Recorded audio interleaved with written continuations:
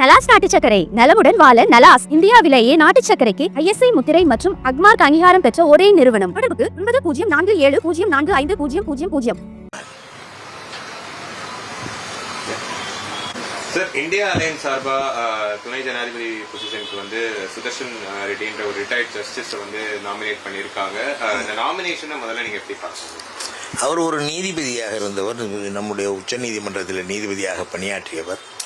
நீதியையும் நேர்மையையும் கடைப்பிடித்து வந்திருக்கிறார். சமூக நீதிக்காக குரல் கொடுக்கக்கூடிய எண்ணம் உள்ளவர். அதனாலே நாங்கள் அவரை இந்த கூட்டணி அவரை தேர்ந்தெடுத்திருக்கிறது. பாஜக வந்து அவங்க பேசும்போது என்ன சொல்லியிருந்தாங்கன்னா, CP ராதாகிருஷ்ணன் தமிழ்நாட்டை சேர்ந்தவர், ஒரு தமிழர், அதனால கட்சி இதெல்லாம் கடந்து வந்து எல்லாருமே அவருக்கு ஆதரவு தெரிவிக்கணும் அப்படிங்கிற ஒரு நிலைப்பாடு தான். இப்போ இந்தியா அலையன்ஸ் அதுக்கு எதிரான ஒரு நிலைப்பாடு எடுத்த மாதிரி இருக்கு. இதுக்கான காரணம் என்னவா இருக்கு? அவங்க தமிழ்நாட்டு நாடாளுமன்ற உறுப்பினர்களுக்கு மட்டும்தானே இதை சொன்னாங்க, தமிழருக்கு வாக்களிங்கன்ட்டு. மராட்டியத்திலேயோ மற்ற மாநிலத்திலேயோ இதை சொன்னார்களா? கேரளாவிலே சொன்னார்களா? இந்த நாட்டின் குடிமகன் தான் அதற்கு போட்டியிட முடியும். ஒரு ஆளுநராக இருக்கிற CP ராதாகிருஷ்ணனை அவர்கள் வேட்பாளராக அவர்கள் கட்சியின் சார்பில் நிறுத்தி இருக்கிறார்கள். எங்களை பொறுத்தவரை CP ராதாகிருஷ்ணன் மிக வெளிப்படையாக தான் RSSயிலே சிறு வயதிலேயே இணைந்தவன் என்று சொல்லிக் கொண்டிருக்கிறார்.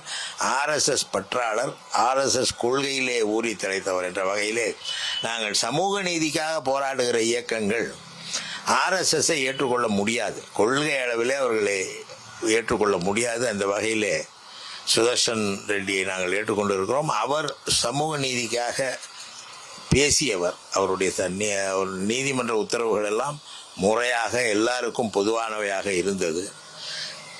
CP ராதாகிருஷ்ணன் தமிழ்நாட்டுக்கு நீங்கள் என்ன செய்தீர்கள் என்று ஒன்றிய அரசை கேட்பாரா? கீழடி விவகாரத்தில் அந்த ஆய்வறிக்கையை இந்த ஆய்வுகளை நாங்கள் ஏற்றுக்கொள்வோம். கீழடியிலே தமிழரின் பெருமை இருக்கிறது. தமிழர் தானே அவர். தமிழரின் பெருமைக்காக குரல் கொடுக்கக்கூடிய எண்ணம் அவருக்கு இருக்குமா? இவையெல்லாம் தான் முக்கியமான பிரச்சனை. அல்லது தமிழ்நாட்டுக்கு நீங்கள் அதிக நீதி தர வேண்டும் என்று குரல் கொடுப்பாரா? தமிழ்நாட்டுக்கென்று CP ராதாகிருஷ்ணன் என்ன செய்வார்? அவர் இந்த கட்சியை மீறி அவரால் என்ன செய்ய முடியும்? அவர் தமிழர் என்பது இங்கே தமிழ்நாட்டிலே வாக்குகளை பெறுவதற்காக பாஜக செய்கிற தந்திரம்.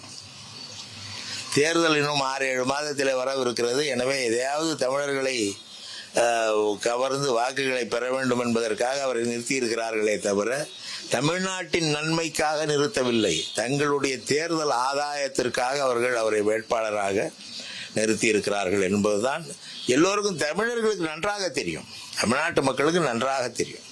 நாங்கள் தமிழ்நாட்டு மக்களின் விருப்பங்களுக்காக தான் அரசியல் செய்ய வேண்டுமே தவிர பாஜகவின் விருப்பத்திற்கு அரசியல் செய்ய முடியாது.